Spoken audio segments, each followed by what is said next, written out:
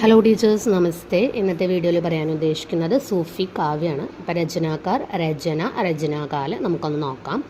First അസായിത്താണ് ഹൻസാവലി. 1370 രചനാകാലം. Important ആണ്, പല എക്സാമിനും ചോദിക്കാറുണ്ട്. അപ്പോൾ അസായിത്തിൻ്റെയാണ് ഹൻസാവലി 1370.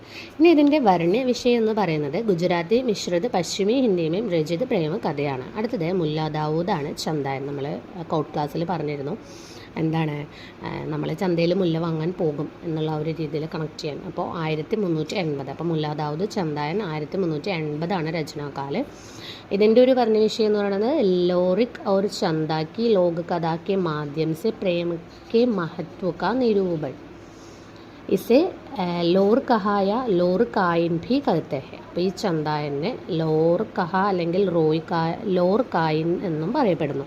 അതായത് കുത്തുബനാണ്. മൃഗാവധി 1503. അപ്പോൾ കൗട്ട് ക്ലാസ്സിൽ പറഞ്ഞിരുന്നത് എന്താണ്, മൃഗമാണല്ലോ കുത്താൻ വരിക. അപ്പോൾ കുത്തുബൻ മൃഗാവധി മാറിപ്പോകരുത്.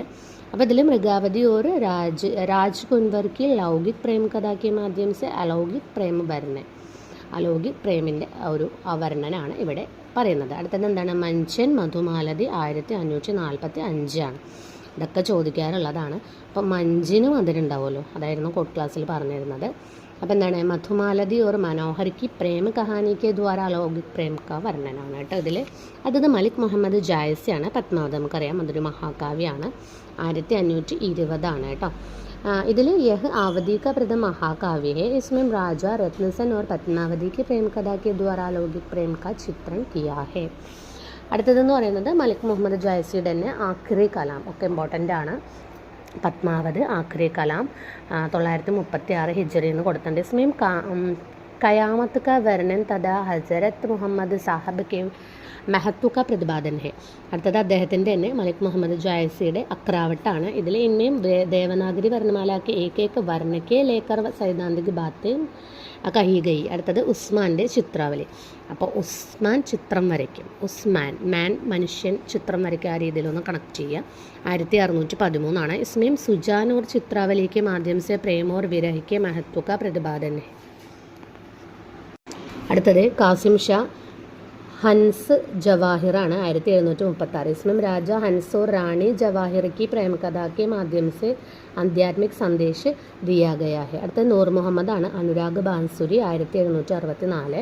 यह श्रेष्ठ प्रेम काव्य है और रूपक काव्य है. इसमें अंतःकरण, चित्त, बुद्धि, अहंकार, संकल्प, विकल्प आदि पात्र प्रेम के माध्यम से इंद्रिय विरोध का द्वारा आध्यात्मिक साधना का संदेश देते हैं. അടുത്തത് എന്താണ്, ഷേഖ് നബിയാണ്. ഷേഖ് നബിയുടെ ജ്ഞാനദീപാണ്. ഷേഖിന് നല്ല ജ്ഞാനമാണ്, അല്ലെങ്കിൽ നബിക്ക് നല്ല അറിവാണ് എന്നൊന്ന് കണക്ട് ചെയ്യുക. ഷേഖ് നബി ജ്ഞാനദീപ് 1619. इस ज्ञानदीप और देवयानी की प्रेम कथा का वर्णन है. അടുത്തത് ഷേഖ് നിസാറാണ്. യൂസുഫ് ജുലേഖ 1790. ഷേഖ് നിസാർ യൂസുഫ് जुलेगा 1790. इसमें प्रेमाख्यान के माध्यम से त्याग की महिमा का उल्लेख किया गया है. जुलेगा यूसुफ के लिए सब कुछ त्याग देती है और आध्यात्म की ओर मुड़ जाती है. നമുക്കറിയാം സൂഫി കാവ്യം എന്ന് പറയുമ്പോൾ പ്രേമകാവ്യമാണ്. അപ്പോൾ പ്രേമവുമായി ബന്ധപ്പെട്ട അല്ലെങ്കിൽ സ്നേഹവുമായി ബന്ധപ്പെട്ട കാര്യങ്ങളാണ് അധികം വരിക. അടുത്തത് നസീർ പ്രേമദർപ്പൺ 1847. इसकी प्रेम कथा യൂസുഫ് जुलेगा के समान है. അടുത്തത് ആലം മാധവാനൽ കാംകന്തള, പേരിൽ തന്നെ ഉണ്ട്. അപ്പോൾ 1584. इस प्रेमाख्यान में अवधी भाषा और चौपाई की 5 अर्थालियों पर दोहा के स्थान पर सोरठा का प्रयोग हुआ है. അടുത്ത നന്ദദാസ് रूप मंजरी 1568. इस प्रेमाख्यान की नायिका विवाहिता होकर भी विष्णु को उपपति के रूप में स्वीकार करती है. प्रयत्न भी नायिका की ओर से हुए है. അടുത്തത് ഈശ്വരദാസ് ആണ്. സത്യവതി കഥ 1501. ഈശ്വരൻ സത്യമാണല്ലോ, അങ്ങനെ കണക്ട് ചെയ്യുക. 1501. इसमें मृदुवर्ण और सत्यवती की प्रेम कथा है. यह आदर्शवादी काव्य है जिसमें सदीत्व की महिमा का चित्रण हुआ है. അടുത്തത് നാരായണദാസ് ആണ്. ചിത്തായി വാർത്തയാണ് 1590. यह इतिहास और कल्पना समन्वित प्रेमाख्यान है. इसमें नायक नायिका के विवाहोपरांत अलाउद्दीन खिलजी द्वारा बाधा डालने का वर्णन है.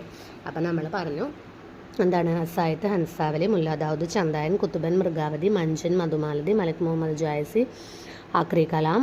മലിക് മുഹമ്മദ് ജായസിയുടെ തന്നെ അക്രാവട്ട് ഉണ്ട്. പിന്നെ ഉസ്മാൻ ചിത്രാവലി, കാഷിംസ, ഹൻസ് ജവാഹിർ, നൂർ മുഹമ്മദ് അനുരാഗ് ബാൻസുറി, നൂർ മുഹമ്മദിൻ്റെ തന്നെ ഇന്ദ്രാവതി, ഷേഖ് നബീൻ്റെ ഗ്യാൻദേബ്, ഷേഖ് നിസാറിൻ്റെ യൂസുഫ് ജുലേഖ, നസീറിൻ്റെ പ്രേംദർപ്പൻ, ആലം, മാധവാനൽ, കാംകന്തല, നന്ദദാസിൻ്റെ രൂപമഞ്ജരി, ഈശ്വർദാസിൻ്റെ സത്യവതി കഥ, നാരായണദാസിൻ്റെ ചിത്തായി വാർത്ത.